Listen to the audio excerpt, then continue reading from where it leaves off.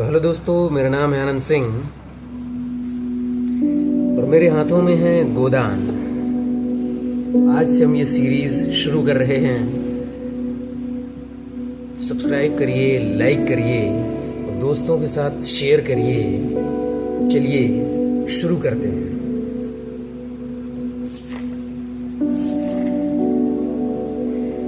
होरी राम ने दोनों बैलों को सानी पानी देकर अपनी स्त्री धनिया से कहा, गोबर को ऊख गोड़ने भेज देना, मैं न जाने कब लौटूं।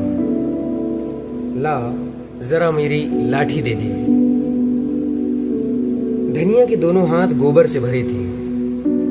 उपले पाथ कर आई थी। गोबर से बने हुए उपले होते हैं। बोली, अरे कुछ रसपानी तो कर लो, ऐसी जल्दी क्या है। होरी ने अपनी झुर्रियों से भरे हुए माथे को सिकोड़ कर कहा, तुझे रसपानी की पड़ी है और मुझे यह चिंता है कि अबेर हो गई तो मालिक से भेंट ना होगी। अबेर मतलब होता है देर हो गई, भेंट मतलब मुलाकात।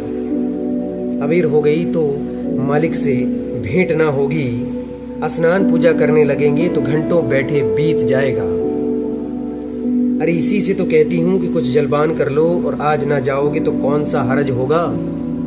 अभी परसों तो गए थे। होरी कहता है, तू जो बात नहीं समझती उसमें टांग क्यों अड़ाती है भाई।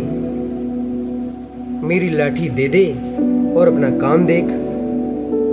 यह इसी मिलते जुलते रहने का प्रसाद है कि अब तक जान बची हुई है।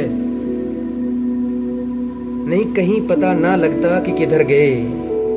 गांव में इतने आदमी हैं, किस पर बेदखली नहीं आई, किस पर गुड़की नहीं हुई। जब दूसरे के पांवों तले अपनी गर्दन दबी हुई है तो उन पांवों को सहलाने में ही कुशल है। धनिया इतनी व्यवहार कुशल नहीं थी। उसका विचार था कि हमने जमींदार के खेत जोते हैं तो वह अपना लगान ही तो लेगा। उसकी खुशामद क्यों करें, उसके तलवे क्यों सहलाएं। यद्यपि अपने विवाहित जीवन के इन 20 वर्षों में उसे अच्छी तरह अनुभव हो गया था कि चाहे कितनी ही कतरव्योत करो, कितना ही पेट तन काटो, चाहे एक एक कौड़ी को दांत से पकड़ो, मगर लगान बेबाक होना मुश्किल है। फिर भी वह हार ना मानती थी और इस विषय पर स्त्री और पुरुष में आए दिन संग्राम छिड़ा रहता था। उसकी 6 संतानों में अब केवल 3 जिंदा हैं। एक लड़का गोबर, कोई 16 वर्ष का, और 2 लड़कियां, सोना और रूपा, 12 और 8 वर्ष की। 3 लड़के बचपन में ही मर गए। धनिया का मन आज भी कहता था अगर उनकी दवा दारू होती तो वे भी बच जाते, पर वह एक धेले की दवा भी ना मंगवा सकी थी। अभी धनिया की उम्र ही क्या थी, 36वां ही साल तो था, पर सारे बाल पक गए थे, चेहरे पर झुर्रियां पड़ गई थीं, सारी देह शरीर ढल गया था। वह सुंदर गेहुआ रंग सांवला हो गया था और आंखों से भी कम सूझने लगा था। पेट की चिंता ही के कारण तो हो रहा था ये सब। कभी तो जीवन का सुख ना मिला। इस चिरस्थायी जीर्णावस्था ने उसके आत्मसम्मान को उदासीनता का रूप दे दिया था। जिस गृहस्थी में पेट की रोटियां भी ना मिलें, उसके लिए इतनी खुशामद क्यों। इस परिस्थिति से उसका मन बराबर विद्रोह किया करता था और 2-4 घुड़कियां खा लेने पर ही उसे यथार्थ का ज्ञान होता था। उसने परास्त होकर होरी की लाठी, मिर्जई, जूते, पगड़ी और तमाकू का बटुआ लाकर सामने पटक दिए। होरी ने उसकी ओर आंखें तेर कर देखा, क्या ससुराल जाना है जो 5 पोशाक लाई हो। अरे ससुराल में भी तो कोई जवान साली सलहज नहीं बैठी हैं जिसे जाकर दिखाऊं।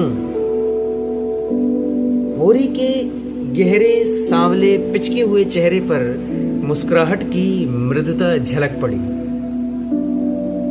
धनिया ने लजाते हुए कहा, ऐसे ही तो बड़े सजीले जवान हो कि साली सलहजें तुम्हें देखकर रीझ जाएंगी। दोनों में बड़ा मीठा वार्तालाप चल रहा है। होरी ने फटी हुई मिर्जई को बड़ी सावधानी से तह करके खाट पर रखते हुए कहा, तो क्या तू समझती है मैं बूढ़ा हो गया? अभी तो 40 भी नहीं हुए और मर्द 60 पर पाठे होते हैं। जाकर शीशे में मुंह देखो, तुम जैसे मर्द 60 पर पाठे नहीं होते। दूध घी अंजन लगाने तक को तो मिलता नहीं, पाठे होंगे। तुम्हारी दशा देख देख कर तो मैं और सूखी जाती हूं कि भगवान यह बुढ़ापा कैसे कटेगा, किसके द्वार पर भीख मांगेंगे।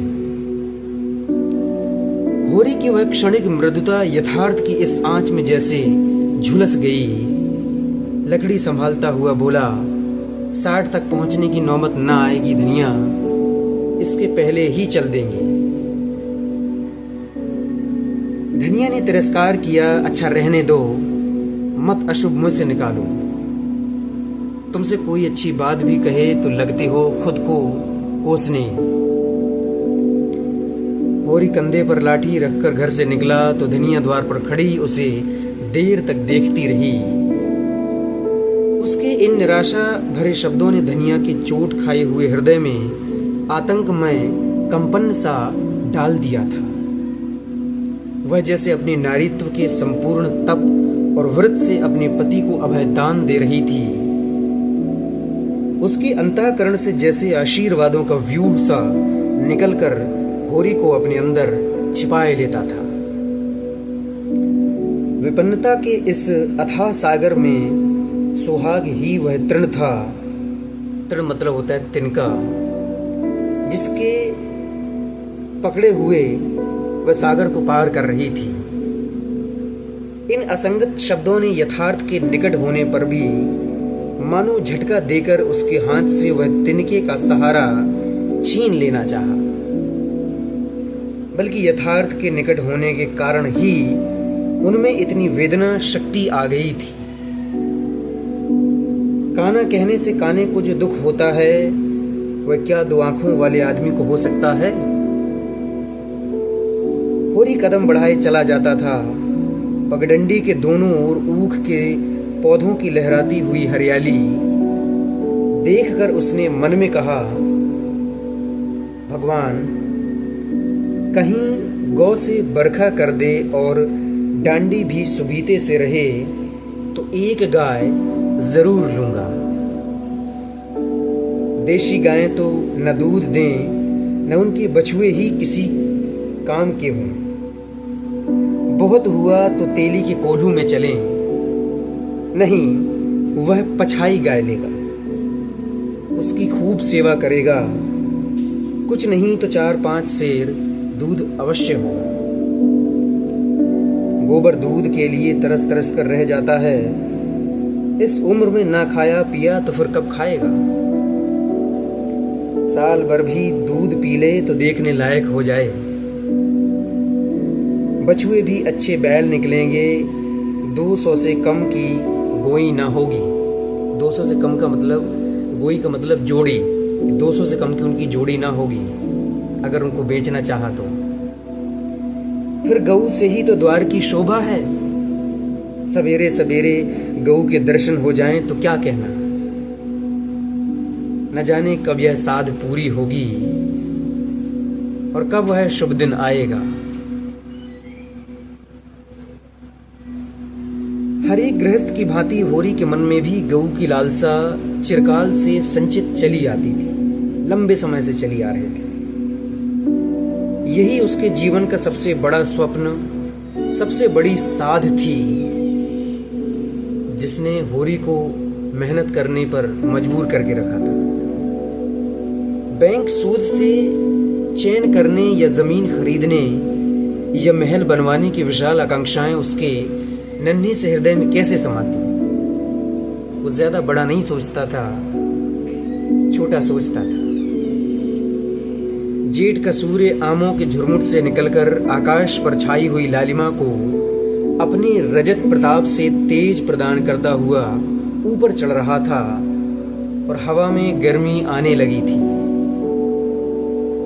दोनों और खेतों में काम करने वाले किसान उसे देखकर राम राम करते और सम्मान भाव से चिलम पीने का निमंत्रण देते थे। चिलम पीना किसानों के लिए बहुत आम बात है और उस जमाने में तो और भी आम बात थी। पर होरी को इतना अवकाश कहाँ था। उसके अंदर बैठी हुई सम्मान लालसा ऐसा आदर पाकर उसके सूखे मुख पर गर्व की झलक पैदा कर रही थी। मालिकों से मिलते जुलते रहने ही का तो यह प्रसाद है कि सब आदर सम्मान करते हैं। नहीं तो उसे कौन पूछता, क्या था उसके पास। 5 बीघे के किसान की बिसात ही क्या, बिसात मतलब औकात ही क्या। यह कम आदर नहीं है कि 3-3, 4-4 हल वाले महतो भी उसके सामने सिर झुकाते हैं। अब वह खेतों के बीच की पगडंडी छोड़कर एक खलेटी में आ गया था, जहां बरसात में पानी भर जाने के कारण तरी रहती थी और जेठ में कुछ हरियाली नजर आती थी। आसपास के गांवों की गौएं यहां चरने आया करती थीं। उस समय में भी यहां की हवा में कुछ ताजगी और ठंडक थी। होरी ने 2-3 सांसें जोर से लीं। उसके जी में आया कुछ देर यहीं बैठा जाए। दिन भर तो लू लपट में मरना ही है। कई किसान इस गड्ढे का पट्टा लिखाने को तैयार थे, अच्छी रकम देते थे। पर ईश्वर भला करे राय साहब का कि उन्होंने साफ कह दिया यह जमीन जानवरों की चराई के लिए छोड़ दी जाए और किसी दाम पर भी ना उठाई जाएगी। कोई स्वार्थी जमींदार होता तो कहता गायें जाएं भाड़ में, हमें रुपए मिलते हैं हम क्यों छोड़ें। पर राय साहब अभी तक पुरानी मर्यादा निभाते थे। जो मालिक प्रजा को ना पाले वह भी भला कोई आदमी है। सहसा उसने देखा भोला अपनी गायें लिए इसी तरफ चला आ रहा है। भोला एक दूसरा कैरेक्टर है इस कहानी का। भोला इसी गांव से मिले हुए पूर्वे का ग्वाला था और दूध मक्खन का व्यवसाय करता था। व्यापारी था जो दूध मक्खन का व्यापार करता था। इसकी पत्नी मर चुकी थी, इसकी एक पुत्री थी। अच्छा दाम मिल जाने पर कभी कभी किसानों के हाथ गायें बेच भी देता था। होरी का मन उन गायों को देखकर ललचा गया। अगर भोला वह आगे वाली गाय उसे दे दे तो क्या कहना, रुपए आगे पीछे देता रहेगा। वह जानता था घर में रुपये नहीं हैं, अभी तक लगान नहीं चुकाया जा सका। विशेषर साहू को देना भी बाकी है, जिस पर आने रुपए का सूद चढ़ रहा है। लेकिन दरिद्रता में जो एक प्रकार की अदूरदर्शिता होती है, वह निर्लज्जता जो तकाजे गाली और मार से भी भयभीत नहीं होती, उसने उसे प्रोत्साहित किया। बरसों से जो साध मन को आंदोलित कर रही थी, उसने उसे विचलित कर दिया। भोला के समीप जाकर बोला, राम राम भोला भाई, कहो क्या रंग ढंग हैं। सुना अब की मेले से नई गायें लाए हो। भोला ने रुखाई से जवाब दिया। होरी के मन की बात उसने ताड़ ली थी। हाँ, 2 बछियां और 2 गायें लाया। पहले वाली गायें सब सूख गई थीं। बंधी पर दूध ना पहुंचे तो गुजर कैसे हो। होरी ने आगे वाली गाय के पुट्ठे पर हाथ रखकर कहा, दुधार तो मालूम होती है, कितने मिली। भोला ने शान जमाई। अब की बाजार तेज रहा मैं तो इसके 80 रुपए देने पड़े। आंख निकल गई। 30-30 रुपये तो दोनों कलोरों के दिए। तिस पर गाहक रुपये का 8 सेर दूध मांगता है। बड़ा भारी कलेजा है तुम लोगों का भाई, लेकिन फिर लाए भी तो वह माल कि यहाँ 10-5 गाँव में तो किसी के पास निकलेगी नहीं। अब ये होरी उस भोला की बड़ाई कर रहा है, प्रशंसा कर रहा है। भोला पर नशा चढ़ने लगा। बोला, राय साहब इसके 100 रुपए देते थे, दोनों कलोरों के 50-50 रुपए, लेकिन हमने ना दिए। भगवान ने चाहा तो 100 रुपए इसी बयान में पीट लूंगा। इसमें क्या संदेह है भाई, मालिक क्या खा के लेंगे, नजराने में मिल जाए तो भले ले लें। यह तुम्ही लोगों का गुर्दा है कि अंजुली भर रुपये तकदीर के भरोसे गिन देते हो। होरी भोला की प्रशंसा पे प्रशंसा किए जा रहा है। यही जी चाहता है कि इसके दर्शन करता हूं और करता रहूं, मतलब गाय के दर्शन ही करता रहूं। धन्य है तुम्हारा जीवन की गौओं की इतनी सेवा करते हो। हमें तो गाय का गोबर भी मयस्सर नहीं। गिरस्त के घर में एक गाय भी ना हो तो कितनी लज्जा की बात है, मतलब कितनी शर्म की बात है। साल के साल बीत जाते हैं, गोरस के दर्शन नहीं होते। घरवाली बार बार कहती है, भोला भैया से क्यों नहीं कहते। मैं कह देता हूं, कभी मिलेंगे तो कहूंगा। तुम्हारे स्वभाव से बड़ी प्रसन्न है। कहती हैं, ऐसा मर्द ही नहीं देखा कि जब बात करेंगे नीची आंखें करके कभी सिर नहीं उठाते। इतनी प्रशंसा भोला की, इतनी प्रशंसा कि अब भोला का अपना आत्मविश्वास सिरे पर है। इतनी प्रशंसा किए जा रहा है होरी भोला की। देखते हैं आगे क्या होता है। भोला पर जो नशा चढ़ रहा था उसे इस भरपूर प्याले ने और गहरा कर दिया। बोला, आदमी वही है जो दूसरों की बहू बेटी को अपनी बहू बेटी समझे। अब ये भोला कह रहा है, जो दुष्ट किसी मेहरिया की ओर ताके उसे गोली मार देनी चाहिए। होरी कहता है, ये तुमने लाख रुपए की बात कह दी भाई। बस सज्जन वही जो दूसरों की आबरू को अपनी आबरू समझे। जिस तरह मर्द के मर जाने से औरत अनाथ हो जाती है, उसी तरह औरत के मर जाने से मर्द के हाथ पांव टूट जाते हैं। मेरा तो घर उजड़ गया, मैं तो कोई एक लोटा पानी देने वाला भी नहीं। गत वर्ष भोला की स्त्री लू लग जाने से मर गई थी। यह होरी जानता था, लेकिन 50 वर्ष का खंखड़ भोला भीतर से इतना स्निग्ध है वह न जानता था। स्त्री की लालसा उसकी आंखों में सजल हो गई थी। होरी को आसन मिल गया। उसकी व्यावहारिक कृषक बुद्धि सजग हो गई। पुरानी मसल झूठी थोड़ी है, बिन घरनी घर भूत का डेरा। कहीं सगाई क्यों नहीं ठीक कर लेते। अब ये होरी कह रहा है भोला से कि कहीं सगाई क्यों नहीं कर लेते आप। भोला कहता है, ताक में हूं मैं तो, पर कोई जल्दी फंसता ही नहीं। 150 खर्च करने को भी तैयार हूं, आगे जैसी भगवान की इच्छा। होरी कहता है कि अब मैं भी फिक्र में रहूंगा। भगवान चाहेंगे तो जल्दी घर बस जाएगा तुम्हारा। बस यही समझ लो कि उबर जाऊंगा भैया। घर में खाने को भगवान का दिया बहुत है, 4 पसेरी रोज दूध हो जाता है, लेकिन किस काम का।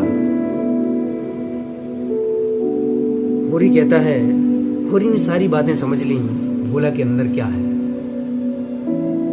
अब मक्खन लगाकर उसको खुश करने की कोशिश किए जा रहा है। होरी कहता है, मेरे ससुराल में एक मेहरिया है, 3-4 साल हुए उसका आदमी उसे छोड़कर कलकत्ते चला गया। बेचारी पिसाई करके गुजारा कर रही है, बाल बच्चा भी कोई नहीं, देखने सुनने में अच्छी है, बस लक्ष्मी है समझ लो। भोला का सिकुड़ा हुआ चेहरा जैसे चिकना हो गया। आशा में कितनी सुधा है। बोला, अब तो तुम्हारा ही आसरा है महतो, छुट्टी हो तो चलो एक दिन देख आएं। भोला को अब सब्र नहीं हो रहा है। मैं ठीक ठाक करके तब तुमसे कहूंगा, बहुत उतावली करने से भी काम बिगड़ जाता है भाई। तो भोला कहता है, जब तुम्हारी इच्छा हो तब चलो, उतावली काहे की। इस काबरी पर मन ललचाया हो तो ले चलो। काबरी मतलब उस गाय की बात कर रहा है भोला, कि अगर इस काबरी पर अगर तुम्हारा दिल आया है तो इसे ले लो, क्योंकि प्रशंसा से बहुत प्रसन्न हो चुका है। और ऐसा कहा जाता है कि यदि किसी के हृदय को जीतना चाहते हो तो उसकी प्रशंसा करना शुरू कर दो, लेकिन होरी की तरह झूठी प्रशंसा नहीं, एक सच्ची प्रशंसा करना। तो मिलते हैं अगले पार्ट में, तब तक बने रहिए हमारे साथ। धन्यवाद।